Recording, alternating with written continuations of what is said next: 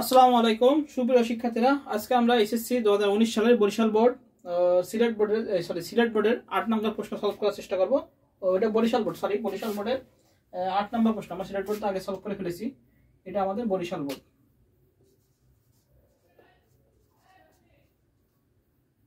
বরিশাল বোর্ডের 8 নম্বর 19 সাল প্রশ্ন আমরা সলভ করব। এই যে আমরা উদ্দীপক দেখতে পাচ্ছি, এখানে দেওয়া আছে প্রোডাক্ট আইডি আর সেল আইডি।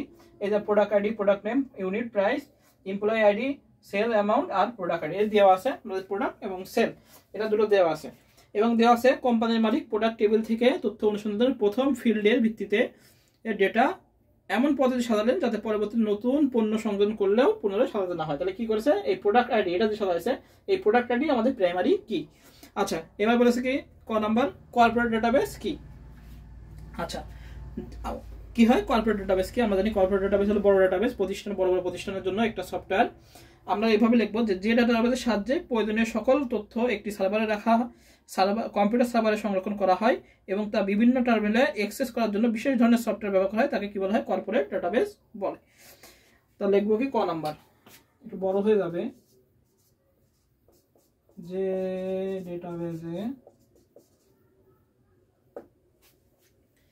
ডাটাবেসের সাহায্যে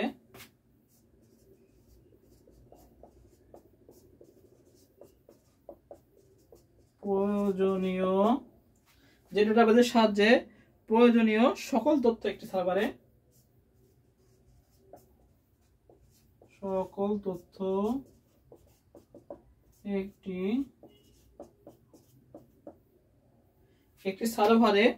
কি করা হয়, সার্ভার কম্পিউটারে সংরক্ষণ করা হয়।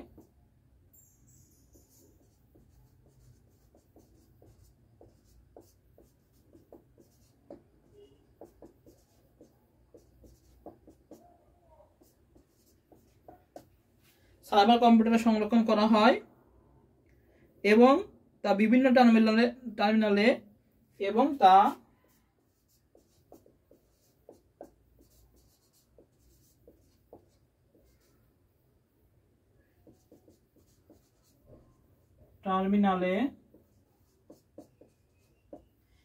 তা বিভিন্ন টার্মিনালে কি করা হয়, টার্মিনালে অ্যাক্সেস করার জন্য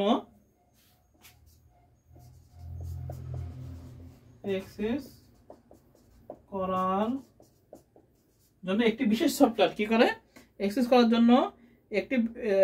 জন্য বিশেষ ধরনের সফটওয়্যার ব্যবহার করা হয়।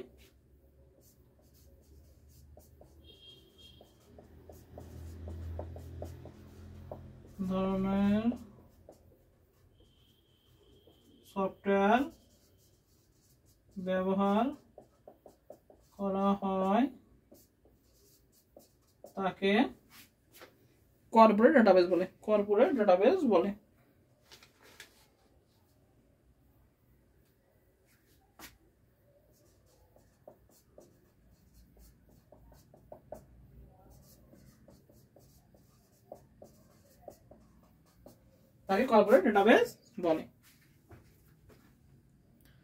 তো লিখবো কি কর্পোরেট ডাটাবেস কি, যে ডাটাবেসের সাহায্যে প্রয়োজনীয় সকল তথ্য একটি সার্ভার কম্পিউটারে সংরক্ষণ করা হয় এবং তা বিভিন্ন টার্মিনালে অ্যাক্সেস করার জন্য বিশেষ ধরনের সফটওয়্যার ব্যবহার করা হয়, তাকে কি বলা হয়, কর্পোরেট ডাটাবেস বলে।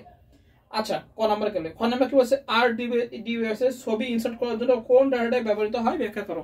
আচ্ছা, RDBMS এর কি হবে ব্যবহার করা, OLE অবজেক্ট কি ব্যবহার করা হয়, OLE অবজেক্ট। তাহলে object linking embedding, object linking and embedding এর পরিণত। তাহলে খ নাম্বার কি উত্তর হবে, খ নাম্বারে বুঝে ফেললাম। খ নাম্বার হবে আমাদের ছবির জন্য আমাদের কি ব্যবহার করা হয়, OLE অবজেক্ট ডাটা টাইপ। খ নাম্বার উত্তর। খ নাম্বার আমরা লিখবো যে RDBMS রিলেশনাল ডাটাবেস ম্যানেজমেন্ট সিস্টেমে ছবি ইনসার্ট করার জন্য OLE অবজেক্ট ব্যবহার করা হয়। কি ব্যবহার করা হয়, OLE অবজেক্ট ডেটা টাইপ, যার পূর্ণরূপ কি, অবজেক্ট লিংকিং এন্ড এমবেডিং। আমরা লিখবো এভাবে যে RDBMS এ ছবি ইনসার্ট করার জন্য ওএলই অবজেক্ট ডাটা টাইপ ব্যবহৃত হয়। ওএলই এর পূর্ণরূপ হলো অবজেক্ট লিঙ্কিং অ্যান্ড এমবেডিং। বিভিন্ন প্রোগ্রামে তৈরি অবজেক্টকে ডাটাবেসে সংযোগের জন্য ব্যবহৃত ফিল্ড এই ধরনের ডাটা টাইপ ব্যবহার করা হয়। এই ধরনের ডাটা টাইপের সাহায্যে এমএস ওয়ার্ড, এমএস এক্সেল এবং এমএস পাওয়ার পয়েন্ট ইত্যাদি প্রোগ্রামে যে কোনো অবজেক্ট, টেক্সট, ছবি, গ্রাফ ডাটাবেসে সংযোজন করা যায়। এ ফিল্ডের সাইজ 1 গিগাবাইট পর্যন্ত হতে পারে। এভাবে বিভিন্ন বর্ণনা শেষ। এবার হচ্ছে উদ্দীপকের টেবিল দ্বয়ের কি ধরনের রিলেশনশিপ সম্ভব। আচ্ছা, গ নাম্বার, উদ্দীপকের টেবিল দ্বয়ে কি ধরনের রিলেশনশিপ সম্ভব। আচ্ছা, আমরা লিখব উদ্দীপকের table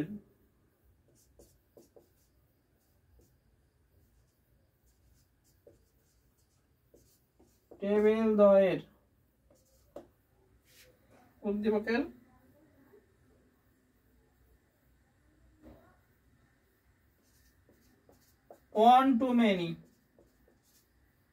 one to many relation তৈরি সম্ভব।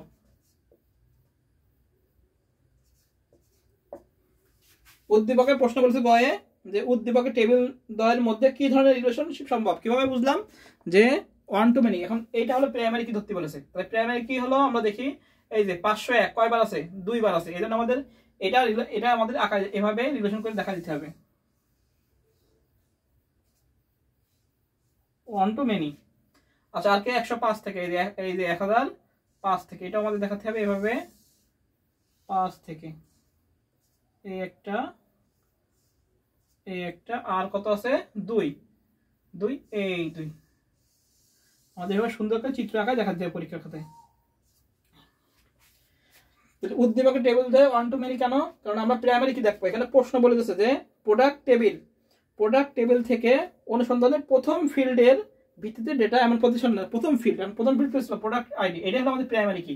তাহলে রিলেশন করার ক্ষেত্রে অবশ্যই একটি কমন কি থাকবে, কমন কিটি প্রাইমারি কি হিসাবে চিহ্নিত হবে। তো প্রোডাক্ট আইডি প্রাইমারি কি, তো এখান থেকে আমার 5001 কয়বার আছে, 5001 আছে 2 বার আছে। 2 বার থাকলে কি হলো, এখানে সব আমরা একবার করে আছে, তাই না, কিন্তু 5001 একবার আছে, 5001 2 বার আছে, 5005 2 বার আছে। তাহলে এটা কি 1 to many রিলেশনশিপ। তাহলে আমরা লিখবো যে টেবিলের একটি রেকর্ডের সাথে অন্য টেবিলের একাধিক রেকর্ডের সাথে সম্পর্ক স্থাপন করা হয় তাকে 1 to many রিলেশনশিপ বলে। তো এবার আমরা এই চিত্রটা আঁকাই দেবো, যে নিচে চিত্রের সাহায্যে 1 to many রিলেশনশিপ আঁকে দেখানো হলো। এবার চিত্রটা আমরা আঁকালাম, এই প্রথম প্রোডাক্ট আইডি, এবার দ্বিতীয় প্রোডাক্ট আইডি, এভাবে শুধু রিলেশন করে পরীক্ষার খাতায় দিয়ে আসবো, ব্যাস হয়ে গেল। বুঝা গেছে? তাহলে গ নাম্বার উত্তর কি হবে, গ নাম্বার হবে যে উদ্দীপকের টেবিলে 1 to many রিলেশনশিপ তৈরি সম্ভব। কারণ কি, কারণ আমরা প্রথম টেবিলে প্রোডাক্ট টেবিলে এখানে প্রোডাক্ট আইডি এটা হলো প্রাইমারি কি, এটা আমাদের এই যে 5001 5000 এটা একবার করে আছে, কিন্তু দ্বিতীয় টেবিলে 5001 কয়বার আছে, 2 বার আছে, 5005 2 বার আছে। এজন্য আমাদের কি হলো 1 to many রিলেশনশিপ তৈরি সম্ভব। তো আমরা লিখবো উদ্দীপকের টেবিল দ্বয়ের মধ্যে 1 to many রিলেশনশিপ তৈরি সম্ভব। কারণ কি, কারণ হলো যে টেবিলের যে কোনো টেবিলের একটি রেকর্ডের সাথে অন্য টেবিলের একাধিক রেকর্ডের সম্পর্ক স্থাপন করাকে 1 to many রিলেশনশিপ বলে। এখানে আমরা প্রোডাক্ট আইডি দেখতে পাচ্ছি, প্রোডাক্ট আইডি যেটা প্রাইমারি কি, এবং প্রোডাক্ট আইডি কি আছে, প্রথম যে প্রোডাক্ট টেবিলে এখানে সবকিছু কি করে একটা করে আছে, আর দ্বিতীয় টেবিলে কি আছে, একাধিক আছে। এই জন্য কি হয়েছে 1 to many রিলেশনশিপ হয়েছে। আর নিচে চিত্রের সাথে আমরা রিলেশন আঁকিয়ে দেখালাম বা দেখানো হলো, এভাবে করে আমরা চিত্র ঢাকা দিয়ে ব্যস্ত হয়ে গেল। আচ্ছা, ঘ নাম্বার বলছে মালিকের ব্যবহৃত রেকর্ড সাজানোর পদ্ধতির সুবিধা বলো। আচ্ছা, মালিক যেভাবে সাজাইছে ঘ নাম্বার, সেটা বলে ইন্ডেক্সিং। কি বলা হয়, ইন্ডেক্সিং, এটা উত্তর হবে। তো লিখবো আমরা মালিকের ব্যবহৃত রেকর্ড সাজানোর পদ্ধতি কিভাবে সাজাইছে, প্রথম ফিল্ডের ভিত্তিতে ডেটা এমন পদ্ধতি সাজানো যাতে পরবর্তী নতুন পণ্য সংযোজন করলেও পুনরায় সাজাতে না হয়। তাহলে এটা কি করেছে, ইন্ডেক্সিং করেছে, ইন্ডেক্সিং করে সাজাইছে।